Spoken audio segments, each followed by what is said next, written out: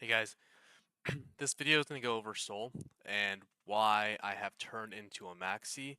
Now I know Sol is the biggest community that I've been hating on since the beginning of time.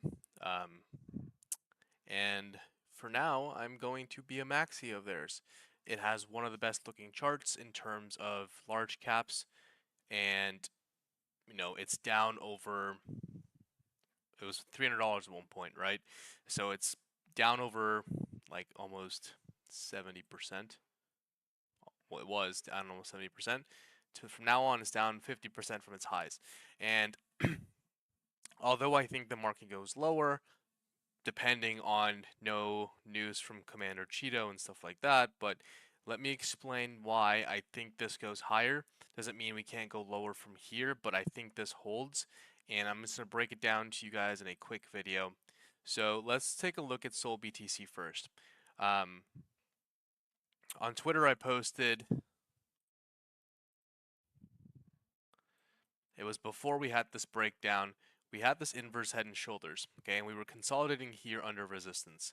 And my question to you guys was, when a chart looks like this, at resistance, consolidating under resistance in an inverse head and shoulders, what does this mean? So not only was the BTC pairing super bullish, and got to keep in the back of your heads, when the market was going down, so if we take a look at, let's say, from Sunday, April 6th here, right? The BTC pairing went up around, to the highs around 23%. Okay, so April 6th, we take a look at Bitcoin here, right? Bitcoin around April 6th and higher, right? From 6th, it went down from 83 down to around 74K. Now, the BTC pairing was actually going up during this time. So what this means is Sol was outperforming Bitcoin. When Bitcoin was going down, Sol was holding relatively well. We can confirm this by taking a look here. So if we take a look at Sol here, yes, we went down a little bit, 20%. Okay, Bitcoin went down 11%. Obviously, when Bitcoin goes down, the alts will get hit harder. But from that moment, Bitcoin is up 15%, and Sol from that moment is up around almost 50%. Again, that is because the BTC pairing was bullish. So not only was Sol outperforming Bitcoin, but at least for now, until this chart gets bearish again, as long as as long as Bitcoin holds relatively stable and goes down slightly, Sol will be doing the same. Okay, so again, Bitcoin this morning went to around 85,400-ish, right? 85,600, and Sol went to about 136. Bitcoin has dropped down almost 1,000, and Sol has dropped merely $3. So this should be a coin that everyone should be focusing on in terms of pullbacks until the BTC pairing looks bearish. And we can throw some indicators in here as well. Okay. And I don't really like this to do this, but I see this here as well. Whenever we come back down to around a close to 50 or around 45 RSI, as we can see here, we pumped, right? Again, here, we pumped. We came back down to around 50 to 45, we pumped. We came back down here to 46, and the BTC pairing pumped. And that translates into the USDT pairing pumping as well. Now, the thing that I do not like doing is these diagonal inverse head and shoulders. Now, we have a horizontal one here, and the technical targets of this played out perfectly. Almost. Okay. Now, if we were to take this here, same thing about to play out. We have to break this, and technical targets would be around basically to the highs here. Now, I can do deeper TA into this, and we see, again, this would be around the technical target point, right? We have here is your left shoulder, here's your head, and if this technical target's hit, then we reject. Here is your possible right shoulder forming on a higher time frame. Does that mean that we're going to pull back once we hit there? Most likely. We have very strong resistance here at the BTC pairing. But right now, Sol looks healthy and wants to go higher. That is if Bitcoin doesn't get a major pullback. But let's take a look at the BTC pairing really quickly. So this breakout, okay, that we just recently had on Sol looks very similar to the breakout that we had on BTC. Okay, it's from much higher, obviously, but here's the breakout, and this one had a clean retest on the perp charts, not on the spot chart, but a clean retest on the perp charts, and this continued to run. Now this is consolidating here under resistance, and just to let you guys know, in an uptrend, consolidation under resistance usually leads to a breakout. We do have a minor uptrend forming here. The bullish structure for Bitcoin, like I mentioned in my last video, is if we get a move above this here and put in a higher low, then we have a change of structure. Now Sol is at a major inflection resistance point. It was a previous support area that we held. Okay, this 132 down to 120, very strong support area that held. We rallied up, okay, and now we are facing that resistance area as well. So if we get a pullback here, the areas where I'd be looking to long are going to be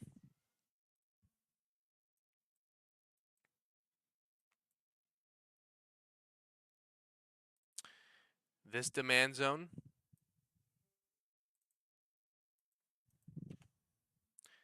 Let's make that blue. Okay, so this demand zone here from 122 down to 120-ish, which is that major support area that we got to, the tail end of it, I'd be looking to long there. And then if we are able to successfully get above, I mean, we are getting to a supply zone here. And remember in my last video, I said this is a valid short to take around here.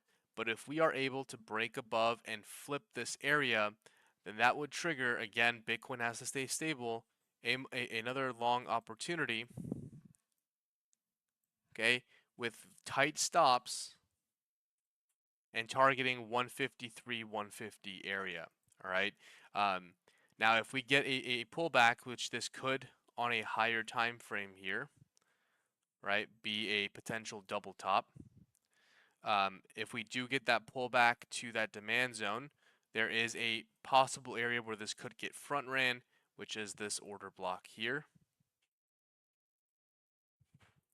But if we're talking about a clean range for the past, week, then here is your range, right? Here's your range. We had a small little deviation. Coming back to this area here does make sense. So this could be a possible long opportunity as well.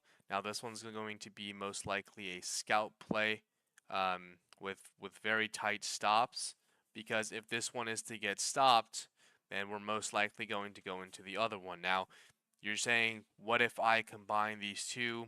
I mean, you can. The stop's very wide. Your R&R has to make sense with a lower position size, but I prefer to have two completely different setups and, target that 150 area. Now these are just potential ideas. The one that I actually gave are only given in Discords. This is the continuation play that we need to get above for this flip to happen for it to trigger. So this is conditional. This is not a market long play. And then if we are to ever get into this resistance area around 171 to 180-ish, that is for sure a short. Okay, not only do you have this major 4-hour bearish order block, but you have strong resistance here. That is a potential short, or not a potential, a definite short area to take. But like I said, as long as we are consolidating here under resistance in an uptrend, and if Bitcoin can just stay stable, then this should continue pushing higher. All right. Now, don't know what happened to all my stuff up there. Let me just go back to, oops, wrong chart.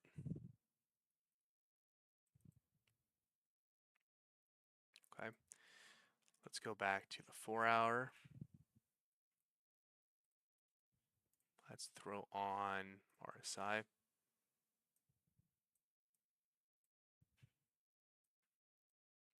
Okay. Now, this again is getting close to an RSI reset. All right, like I said with the BTC pairing, whenever this gets close to 45 to 50-ish, we do pump. All right. Now we haven't had a reset since the 10th on the 4-hour, and this one was deeply oversold, and we pumped from it. So hopefully we get a deeper pullback into the 50 RSI point for a reset.